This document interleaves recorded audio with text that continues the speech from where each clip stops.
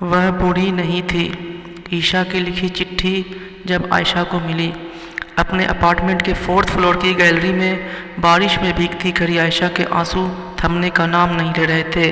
ऐसा लग रहा था जैसे उसकी आंखों से गिरते आंसू ही बारिश बनकर बरस रहे हैं और आज पूरे शहर को बहा ले जाएंगे। इससे पहले तो पुणे में ऐसी बारिश कभी नहीं हुई थी। तभी आयशा का फ़ोन बजा, लेकिन वह अपने आप में कुछ इस तरह खोई थी कि उसे फ़ोन की रिंग सुनाई ही नहीं दी। उसने कभी सोचा भी नहीं था कि उसे इतनी जल्दी यह दिन देखना पड़ेगा। वह जानती थी ईशा उसका साथ छोड़ देगी, लेकिन इतनी जल्दी यह नहीं सोचा था। ईशा को तो अपना प्रॉमिस तक याद नहीं रहा। उसने कहा था जब तक वह मौसी नहीं बन जाती वह कहीं नहीं जाएगी, लेकिन वह अपना वादा तोड़कर यूँ उसे अकेला तन्हा छोड़कर चली गई। क्या यही थी उसकी दोस्ती? तभी मोबाइल दोबारा बजा और निरंतर बजता ही रहा। तब जाकर आयशा का ध्यान उस ओर गया और उसने फ़ोन उठाया। फ़ोन ईशा की छोटी बहन इशिता का था। फ़ोन उठाते ही इशिता बोली, दीदी आज रात ही हम नागपुर लौट रहे हैं। दीदी का सामान पैक करते हुए दीदी की अलमीरा में हमें आपके नाम का एक बंद लिफाफा मिला है। उसमें शायद कोई चिट्ठी है।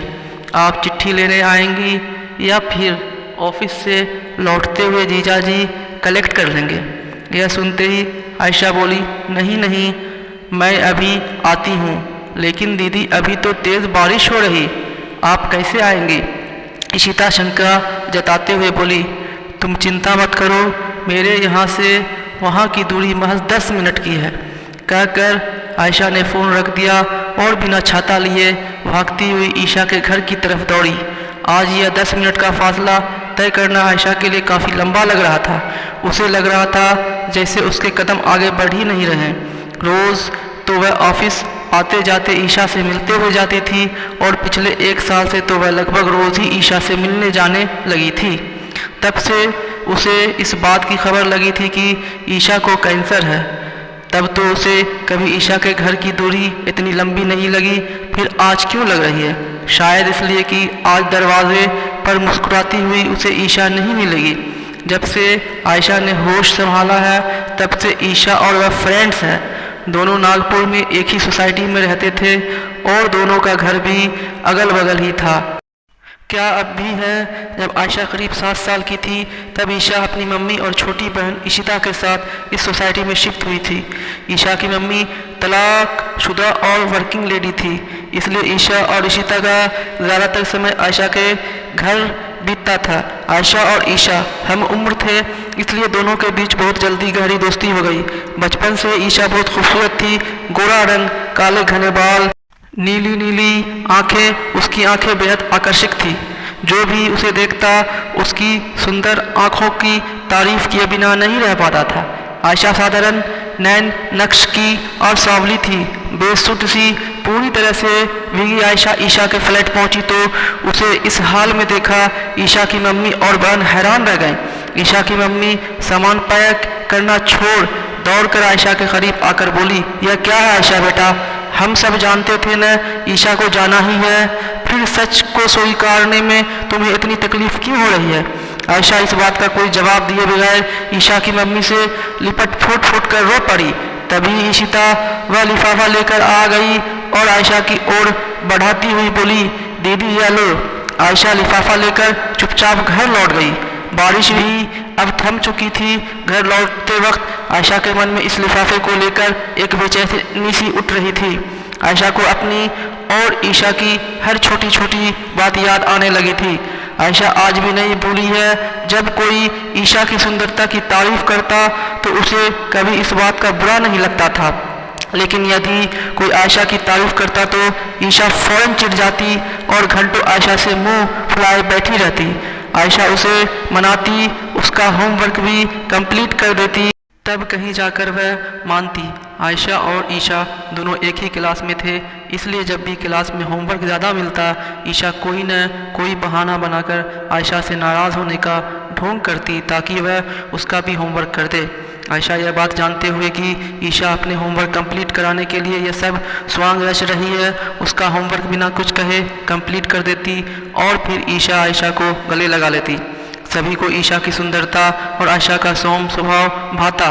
समय अपनी गति से चल रहा था और वक्त के साथ साथ ईशा की खूबसूरती और ज़्यादा मादक होती जा रही थी। ईशा को अपनी खूबसूरती पर गुमान था। आयशा सांवली अवश्य थी, लेकिन एक आकर्षक व्यक्तित्व की स्वामिनी थी। ईशा के खूबसूरती के सभी दीवाने थे, लेकिन जहाँ पढ़ाई या कुशल व्यवहार की बात आती, आयशा बाजी मार जाती। लेकिन इन सब के बावजूद दोनों में पक्की दोस्ती थी, इसलिए दोनों ने हाई स्कूल पास आउट होने के बाद एक ही इंजीनियरिंग कॉलेज में एडमिशन ले लिया, जहाँ उनकी मुलाकात दीक्षित से हुई, जो उन्हीं की IT ब्रांच का सीनियर स्टूडेंट था और कॉलेज का सबसे ज़्यादा हैंडसम, डैशिंग, स्मार्ट और इंटेलिजेंट लड़का था, जिस पर कॉलेज की सभी लड़कियां मरती थी। लेकिन वह लड़का मर मिटा आयशा पर। आयशा ने तो कभी सपने में भी नहीं सोचा था कि उसके जैसी साधारण सी दिखने वाली लड़की पर कभी कोई इतना हैंडसम लड़का मर मिटने को तैयार होगा। लेकिन जब ईशा दीक्षित का पैगाम लेकर आई तो आयशा को उस लेटर पर, ईशा पर और ख़ुद पर यकीन नहीं हो रहा था। ऐसा लग रहा था जैसे उस लेटर का एक एक शब्द ईशा का है, बस लिखावट किसी और की है। आयशा यह सब सोचती घर पहुंच गई। वह अपने पति के आने से पहले इस लेटर को इत्मीनान से अकेले में पढ़ना चाहती थी, क्योंकि उसकी सास को ईशा पसंद नहीं थी। इस वजह से उसके पति भी ईशा से थोड़ी दूरी बनाकर रखते थे, लेकिन उसे कभी ईशा से मिलने, उसके घर जाने या दोस्ती समाप्त करने को नहीं कहा। इसलिए दोनों की दोस्ती पहले जैसे ही चलती रही। लिफाफा खोलते हुए आयशा के हाथ कांपने लगे। उसने जैसे ही लिफाफा खोलकर चिट्ठी निकाली, उसमें से मंगलसूत्र गिरा। आयशा हैरान रह गई। आयशा के इतना मनाने और कहने के बावजूद ईशा ने तो शादी करने से मना कर दिया था, फिर यह मंगलसूत्र उसने क्यों खरीदा था? उसने फौरन उस मंगलसूत्र को उठा लिया और गौर से देखने लगी। यह मंगलसूत्र बिल्कुल वैसा ही था जैसा शादी के बाद पहली रात को उसके पति ने उसे उपहार स्वरूप दिया था। आयशा सोच में पड़ गई और उसके अंदर एक अजीब सी हलचल मचने लगी। आयशा ने फौरन चिट्ठी खोला और पढ़ने लगी। उसमें लिखा था, डियर आयशा, कभी सोचा न था कि मुझे तुम्हें यह सब लिखना पड़ेगा, लेकिन अगर तुम्हें सच्चाई बताए बगैर मैं तुम्हारी दुनिया से यूँ चली जाती तो शायद मैं अपने आप को कभी माफ़ नहीं कर पाती। मेरे मन को कभी सुकून नहीं मिलता। जब तुम यह लेटर पढ़ रही होगी, मैं इस दुनिया में और तुम सबसे बहुत दूर जा चुकी होंगी। मैं तुम्हारी गुनहगार हूँ। तुम हमेशा मेरी सच्ची सखी रही, पर मैं कभी तुम्हारी सच्ची सहेली नहीं बन पाई। यह सब पढ़कर आयशा के माथे पर पसीना की बूंदें और शिकन की लकीरें खिंच गई। यह सब बेकार की बातें ईशा ने क्यों लिखी है? वह एक बहुत ही अच्छी और सच्ची दोस्त थी। उसने ही तो उसे यकीन दिलाया था कि दीक्षित उससे बेहद प्यार करता है, वरना हाथ में दीक्षित का लव लेटर होने के बावजूद वह यह मानने को कहाँ तैयार थी कि दीक्षित उससे प्यार करता है। वह खुद भी कहाँ जान पाई थी कि वह दीक्षित से प्यार करती है। इस बात का एहसास भी तो ईशा ने ही उसे कराया था, लेकिन आगे पढ़ते ही उसका यह भ्रम टूट गया। आगे लिखा था, आयशा, तुम्हें यह जानकर बहुत दुख होगा और मुझ पर गुस्सा भी आएगा कि दीक्षित तुझसे कभी प्यार नहीं करता था। उस दिन जो लेटर मैंने तुझे लाकर दिया था वह दीक्षित ने जरूर लिखा था, लेकिन तेरा वह शक बिल्कुल सही था। उस लेटर का एक एक शब्द मेरा था। यह पढ़ते ही आयशा की आंखें झिलमिला गई कि इतना बड़ा झूठ, इतना बड़ा विश्वासघात। ईशा और दीक्षित इतने सालों से उसकी भावनाओं के साथ खेल रहे थे, आखिर क्यों? जैसे जैसे आयशा लेटर पढ़ती जा रही थी, वैसे वैसे उसे अपने सवालों के जवाब के साथ साथ ईशा और दीक्षित की सच्चाई सामने आती जा रही थी और उसकी आंखों से झूठ का पर्दा उठता जा रहा था। आगे लिखा था, तुम जानना चाहती होगी कि जब दीक्षित तुमसे प्यार नहीं करता था तो उसने तुम्हें लव लेटर क्यों लिखा? उसने तुम्हें लेटर इसलिए लिखा क्योंकि वह चाहता था कि तुम उसे प्यार करने लगो, और ऐसा ही हुआ। तुम उससे प्यार करने लगी और मैं यह जानते हुए कि दीक्षित तुमसे प्यार नहीं करता, मैंने तुम्हें यह यकीन दिला दिया कि वह तुमसे प्यार करता है, और तुम्हें भी यह एहसास दिला दिया कि तुम भी दीक्षित से प्यार करती हो। आयशा, मैं तुम्हारी दोषी हूँ। मैंने तुम्हें धोखा दिया, लेकिन मैंने ऐसा इसलिए किया क्योंकि मैं अपना प्यार बांटने को तो तैयार थी, लेकिन खोने को कतई नहीं। तुम्हें याद होगा एक दिन तुमने मुझसे पूछा था जब तुम मेरे घर पर आई थी और अचानक तुम्हें मेरी मेडिकल फाइल दिख गई जिस पर प्रेगनेंसी की पॉजिटिव था। तुम जानती थी न उस बच्चे का पिता कौन है। उस रोज़ तो मैं तुम्हें बता नहीं पाई थी, लेकिन आज मैं तुमसे छिपाऊंगी नहीं, क्योंकि तुम्हें यह जानने का हक है। उस बच्चे का पिता कोई और नहीं दीक्षित ही था, लेकिन दीक्षित नहीं चाहता था, इसलिए मुझे अबॉर्शन कराना पड़ा।